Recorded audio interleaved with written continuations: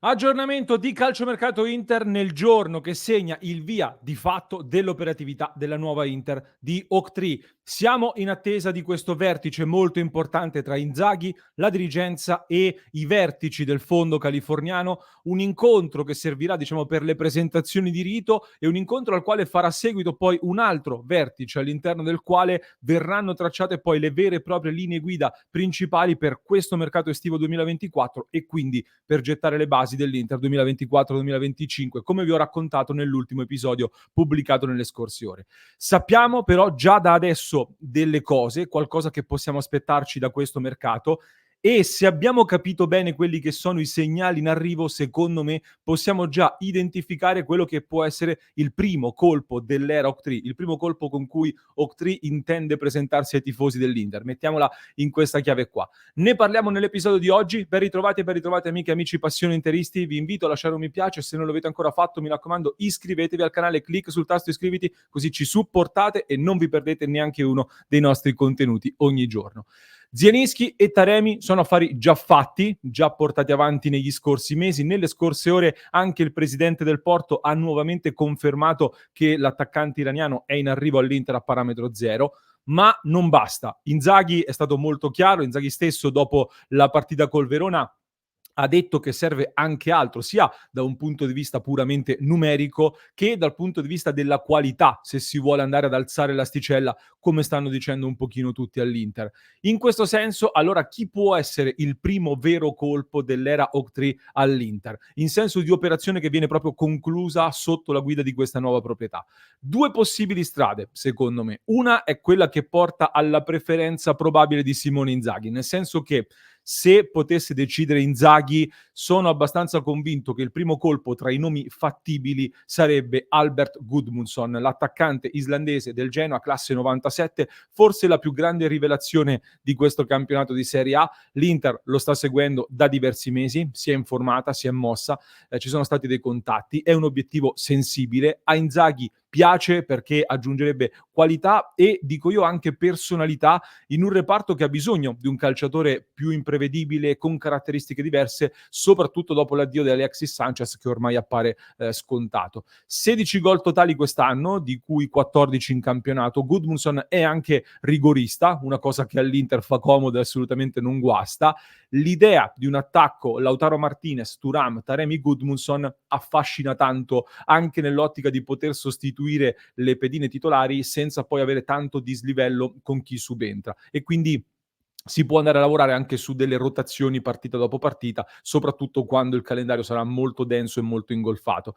E io personalmente condivido l'idea di Inzaghi, capisco la sua idea e la condivido perché se c'è l'obiettivo di andare a fare un passo in avanti, di alzare l'asticella, ovvero di confermarsi in Italia ma far bene anche in Europa, ecco, secondo me è proprio sulla profondità dell'attacco che bisogna andare ad intervenire in questo momento e credo che l'Atletico Madrid lo abbia dimostrato proprio contro di noi, purtroppo. Quindi vediamo se abbiamo imparato questa lezione e se si riuscirà a fare. Su Gudmundsson l'Inter è molto forte, come dicevo, ci sono però anche altre società, chiaramente. La Juventus che sta provando la solita manovra di disturbo nei confronti dell'Inter, ormai sappiamo che loro lavorano molto in quest'ottica qua, ma la Juve deve anche fare altre operazioni, sta già facendo altre operazioni, deve sistemare i conti, quindi può avere un po' di ritardo in questo senso. Occhio al Napoli, che pure si è mosso, anche qui però prima bisogna chiudere la questione Antonio Conte, deve arrivare l'allenatore, pianificare il mercato, vedere se tutti sono d'accordo e poi bisogna fare anche qualche uscita comunque per liberare un altro spazio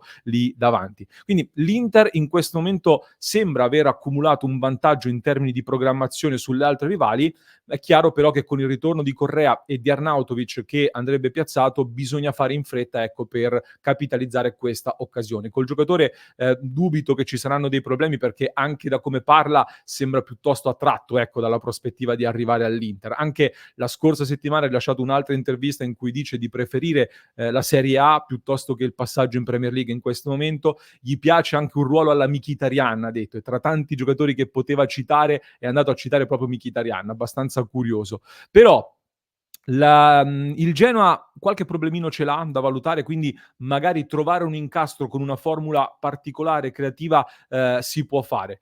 La scelta di Inzaghi comunque coincide con quello che sarà l'input della dirigenza sotto la guida del nuovo corso Oak-Tree, cioè la dirigenza e quindi Oak-Tree saranno d'accordo con quella che sembra essere la scelta di Simone Inzaghi?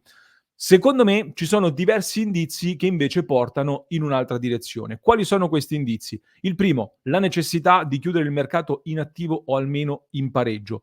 Il secondo, la volontà di andare a ringiovanire un po' questa rosa tra le più anziane, le più esperte, meglio dire, del campionato italiano. La terza, la richiesta, soprattutto questo è un terzo indizio molto importante, la richiesta di andare, diciamo, ad aumentare il valore dell'Inter, della rosa dell'Inter, puntando su giocatori che possano essere valorizzati, quindi dentro il percorso Inter. E un quarto indizio anche, secondo me, è rappresentato da quella che attualmente per me rappresenta la vera lacuna dal punto di vista puramente numerico in rosa, perché Zielinski prende il posto di Klaassen e Sensi, Taremi prende il posto numericamente di Alexis Sanchez, l'altro molto probabile uscente in questo momento è Emi Laudero, che non dovrebbe essere confermato quindi nella rosa nerazzurra. E allora occhi puntati su Bento Mateusz Krepski, portiere classe 99 dell'Atletico Paranaense, che l'Inter aveva già provato a prendere un anno fa, dopo che sono sfumati Vicario Trubin, lo ha detto più volte lo stesso Bento pubblicamente. Anche in queste ore mi confermano che l'Inter e il giocatore sono, non dico d'accordo, ma comunque il giocatore, diciamolo chiaramente, verrebbe di corsa all'Inter. Serve però l'accordo con la società, serve l'accordo con l'Atletico Paranaense. Nei giorni scorsi a questi indizi se ne è aggiunto un altro, perché Maicon, ve lo abbiamo raccontato in diretta, ha parlato al canale del nostro amico Forza Inter Brasil, che saluto e ringrazio anche per il messaggio che ci aveva mandato, e Maicon aveva detto che praticamente a breve, secondo lui, Bento firmerà con l'Inter ed è sicuro che verrà all'Inter. In tanti potranno dire, ma che ne sa Maicon? Maicon, oltre ad essere brasiliano, quindi può essere informato sui giocatori che fanno parte della Seleção, è molto vicino anche a Giulio Cesar che si vocifera stia lavorando proprio per portare Bento in Europa, e il feeling con l'Inter, diciamo, è abbastanza bello caldo. Certo che un eroe del triplete che porta, tra virgolette, un talento connazionale pronto ad esplodere dal Sud America in Europa, nello specifico all'Inter, c'è già stato un precedente piuttosto importante che fa abbastanza sognare da questo punto di vista. Mi riferisco ovviamente al precedente Milito con Lautaro Martinez, e di Lautaro parliamo tra pochissimo. Prima però su Bento, la concorrenza c'è e l'Atletico Paranaense non ha bisogno di incassare in questo momento, anche se di fatto si sono un po' arresi e sono consapevoli che questa sarà l'estate dell'addio di Bento, e quindi bisogna andare a mettere sul piatto una ventina di milioni di euro con ogni probabilità per prendersi il portiere probabilmente il più interessante in questo momento in tutto il Sud America. I prossimi giorni saranno decisivi, perché comunque l'Inter ha diversi giocatori in prestito che dovranno essere riscattati da varie squadre, e quindi tramite quelli si vuole andare a finanziare l'acquisto di Bento. In questo senso sarà molto importante l'ultimo input che verrà dato da Oak-Tree.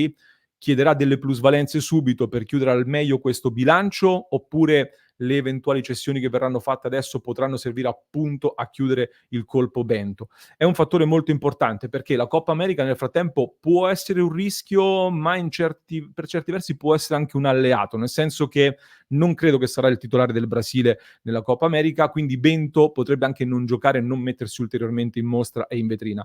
Nel frattempo il mercato potrebbe rimanere un attimo in stand-by mentre lui è impegnato nella Coppa America, e quindi questo potrebbe un attimo favorire l'Inter, che quindi cercherà nel frattempo di mettere insieme questo tesoretto per andare all'assalto di quello che potrebbe essere quindi il primo colpo importante con cui si presenta il fondo Oak-Tree, in linea con tutti gli indizi e gli identikit di mercato che abbiamo detto prima, un elemento che può diventare il portiere del prossimo futuro dell'Inter, quindi affiancare Sommer, crescere alle spalle di Sommer e diventarne poi l'erede, ma anche un elemento da qui a 2-3 anni per quel famoso player trading, un giocatore da prendere a una ventina di milioni, che però, se costruito bene, lavorato bene, ha tutto il potenziale per moltiplicare il proprio valore nei prossimi anni. Andiamo poi alle altre notizie di mercato, perché l'Inter ha anche altre esigenze, ha anche altre urgenze, come ad esempio il rinnovo di Lautaro Martinez di cui parlavo prima. Ha parlato di nuovo Marotta, di questo tema di cui si sta discutendo tanto. Sono dichiarazioni molto forti comunque di Marotta, che dice Lautaro è un bravissimo ragazzo, in questi anni è molto migliorato, non è un caso se gli abbiamo dato la fascia di capitano. Sul rinnovo ci stiamo confrontando con il suo procuratore. I procuratori, per fare bella figura, vogliono sempre tirare acqua al proprio mulino, ma sono ottimista perché Lautaro ha voglia di rimanere. Non si risolverà in qualche giorno, ma credo che alla ripresa degli allenamenti sicuramente avrà il contratto allungato. Ripresa degli allenamenti, diciamo orientativamente metà luglio sostanzialmente, quando rientrerà dalla Coppa America. Quindi non sarà una cosa di pochi giorni, Marotta ci mette in guardia. È un messaggio secondo me molto forte, perché intanto ci vedo già subito una bella stoccata o comunque una risposta forte alla gente. Camagno che sta parlando tantissimo, forse potrebbe parlare un pochino meno, e lui dice gli agenti vogliono fare bella figura e quindi tirano acqua al proprio mulino. Quindi in questo caso Marotta per me scinde un po' le figure, un attacco da un certo punto di vista alla gente, ma una carezza anche al giocatore Lautaro Martinez, sul quale dice, ribadisce e parla ancora una volta di ottimismo in questo senso. Aggiungo che mi sembra un'altra dichiarazione piuttosto forte di Marotta, che sempre all'interno di questa intervista, tra l'altro ha avuto un passaggio in cui risponde anche ad Allegri, un po' "sfotte" Allegri tra virgolette, ma c'è anche un passaggio in cui dice: "Posso ribadire che ci sarà continuità con questa, proprietà.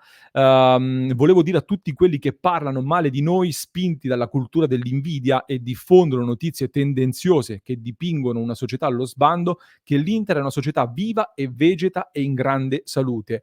Dichiarazioni molto forti da parte di Marotta che, mia impressione, vi butto lì questo semino, poi vediamo che ne pensate anche voi, mi sembra aver cambiato un po' approccio, un po' registro comunicativo. Non so se è legato al passaggio da Zang ad Octree, però mi sembra che sia arrivato anche con un po' di arroganza giusta per quello che è il livello che ha raggiunto l'Inter e per quello che è il trattamento mediatico che di solito riceve l'Inter. Fino a qui si è molto abbozzato, mi sembra che stia tirando fuori un bel po' gli artigli in questo momento. Quindi sono curioso se anche voi avete notato questa cosa e che cosa ne pensate. Tornando però a Lautaro Martinez. Su Lautaro Martinez si sono aggiunte nelle scorse ore anche altri segnali di nervosismo, perché Riccardo Trevisani, giornalista che immagino conoscerete, ha parlato durante l'ultima trasmissione su Cronache di Spogliatoio, e parlando di Lautaro Martinez ci è andato giù abbastanza duro, perché sostanzialmente ha detto che Lautaro Martinez avrebbe chiesto un ingaggio a salire 12, 14 fino addirittura a 16 milioni di euro dopo 3 anni. Questa è l'indiscrezione riportata da Riccardo Trevisani.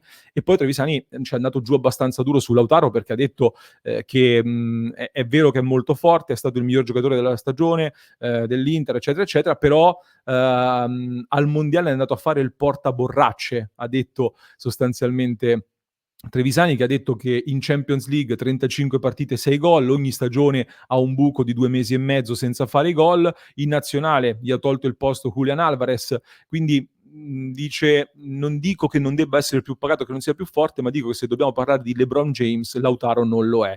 E Lautaro Martinez gli ha risposto con una storia su Instagram, dove vabbè, c'è stato anche un refuso, e gli dice: "Ti sei dimenticato, anche la Coppa del Mondo ho portato", e ha pubblicato una foto con in braccio la Coppa del Mondo. Ecco, io in questo senso, ragazzi, su Lautaro Martinez mi sono già espresso, non vorrei dilungarmi molto. Dico che questa situazione non mi sta piacendo sotto tanti aspetti, perché da un lato è chiaro che se tu fai quel tipo di richieste così alte, non è una trattativa, stai chiedendo una cifra che l'Inter non può mettere sul piatto, e quindi c'è poco da dire. L'Inter a quelle cifre non può rinnovare. Se tu non accetti una cifra in linea con quello che l'Inter può offrirti, allora portami un'offerta in linea col tuo valore, e a 100 milioni di euro l'Inter deve vendere, 100, 120, quello che sarà, l'Inter deve vendere. Detto che Lautaro aveva una clausola da 111 milioni fino al 2021, che poi è stata tolta. In questi 3 anni Lautaro si è evoluto ancora, quindi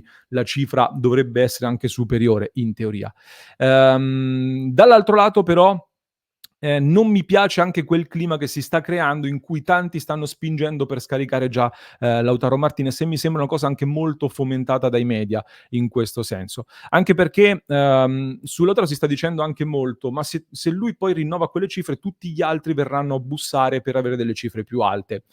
Ma in realtà secondo me questo è un ragionamento che tutti ripetono a pappagallo, ma non è così, perché in realtà Lautaro è l'ultimo dei big che sta venendo a bussare per il rinnovo. Se pensiamo che Bastoni, Barella, Di Marco, Ciara, tutti gli altri, Barella lo considero fatto, ma tutti gli altri hanno già bussato e c'è chi ha bussato più volte e hanno già avuto dei ritocchi di ingaggio più alti. Quindi è inevitabile che lui, essendo l'ultimo, si faccia anche possa fare anche lui quel discorso: "Gli altri hanno rinnovato al rialzo, questo è il contratto più importante della mia carriera, ci arrivo da capocannoniere, capitano e tutto il resto, voglio andare a massimizzare dal punto di vista economico questo accordo".